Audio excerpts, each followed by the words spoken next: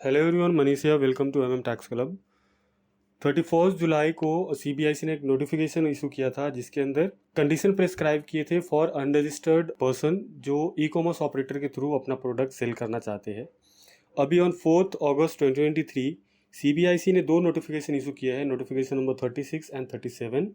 और ये नोटिफिकेशन के थ्रू सीबीआईसी ने कंडीशन प्रेस्क्राइब किया है for e commerce operator. E commerce operator के थ्रू जो सेल करेंगे unregistered person and composition dealer, उसके लिए क्या प्रोसीजर फॉलो करेंगे ई कॉमर्स ऑपरेटर, वो यहाँ पे प्रेस्क्राइब किया है ये नोटिफिकेशन के अंदर। एडिशनली एक नया फॉर्म इंट्रोड्यूस किया है, फॉर्म GSTR 8, जिसके थ्रू ई कॉमर्स ऑपरेटर को जो डिटेल्स होते हैं गुड सेल के by the unregistered person and composition dealer, वो उनको रिपोर्ट करना पड़ेगा ई कॉमर्स ऑपरेटर को GST पोर्टल पे। हम नोटिफिकेशन देखेंगे 1 to 1।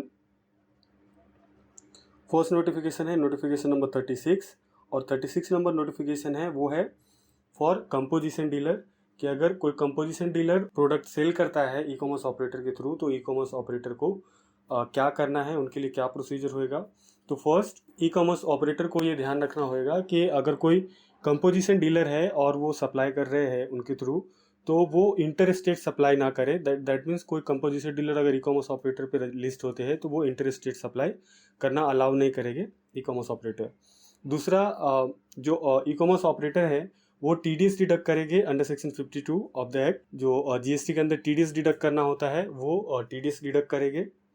एंड जितने भी सप्लाई किए हैं कंपोजिशन डीलर ने उनके थ्रू उसका डिटेल फर्निश करेंगे इन GSTR 8 form electronically on common portal. That means जो GST का पोर्टल होता है उस पर GSTR 8 फॉर्म उनको फाइल करना पड़ेगा विथ ऑल द डिटेल्स जो भी गुड सप्लाई की है कंपोजिशन डीलर ने ई कॉमर्स ऑपरेटर के थ्रू।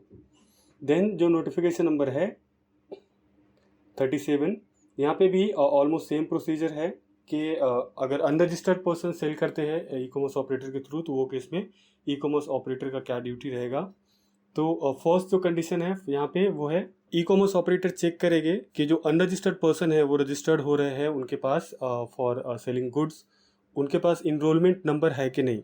बिकॉज अर्लियर जो नोटिफिकेशन आया था ऑन 31 जुलाई उसमें ये प्रेस्क्राइब किया था कि अगर कोई अनरजिस्टर्ड पर्सन सेल करना चाहते हैं ई कॉमर्स पोर्टल पे तो उसके लिए उनको उनका जो पैन है वो वैलिडेट करना पड़ेगा GST पोर्टल पे, और वैलिडेशन के बाद उनको एक इनरोलमेंट नंबर मिलेगा GST की तरफ से।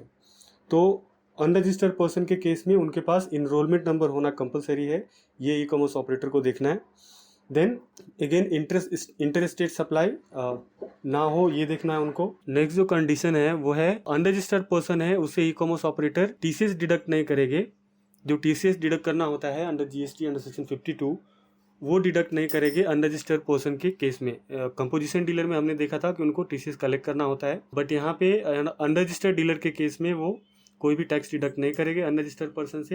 एंड जो भी सेल्स है, जो भी सप्लाई किया है अनरजिस्टर्ड पर्सन ने, वो कॉमन पोर्टल पे फर्निश करेंगे e commerce operator in form GSTR 8। And then यहाँ पे एक क्लैरिफिकेशन दिया हुआ है नोटिफिकेशन के अंदर कि अगर कोई अनरजिस्टर्ड पर्सन सिंगल सप्लाई करता है और वो सिंगल सप्लाई मल्टीपल ई कॉमर्स ऑपरेटर के थ्रू होके जाता है वो सप्लाई, तो वो केस में जो ई कॉमर्स ऑपरेटर है वो किसको कंसीडर करेंगे। दैट मीन्स कि ये सारे जो कंडीशन प्रेस्क्राइब किए हैं वो कौन से ई कॉमर्स ऑपरेटर को फॉलो करने पड़ेंगे। तो यहाँ पे क्लैरिफाई किया है कि सिंगल ट्रांजैक्शन मल्टीपल ई कॉमर्स ऑपरेटर के थ्रू हो रहे हैं तो वो केस में फाइनली जो ई कॉमर्स ऑपरेटर पेमेंट करेंगे अनरजिस्टर्ड पर्सन को वो कंसीडर किए जाएंगे ई कॉमर्स ऑपरेटर, और ये वो सारे कंडीशन फॉलो करेंगे। और ये जो नोटिफिकेशन है नोटिफिकेशन नंबर 36 एंड 37 दोनों इफेक्टिव होएंगे फ्रॉम 1 अक्टूबर 2023। तो 1 अक्टूबर 2023 से ये सारे प्रोसीजर्स फॉलो करने पड़ेंगे ई कॉमर्स ऑपरेटर को। तो ये था update, special procedure for e commerce operator, वो केसेस में जहाँ पे कंपोजिशन डीलर या अनरजिस्टर्ड पर्सन उनके थ्रू गुड सप्लाई करते हैं। आई होप वीडियो हेल्पफुल रहेगा आपके लिए। So thank you for your time, share this video, subscribe my channel. Hello everyone, Manish here, welcome to tax club. 31 जुलाई को CBIC ने एक नोटिफिकेशन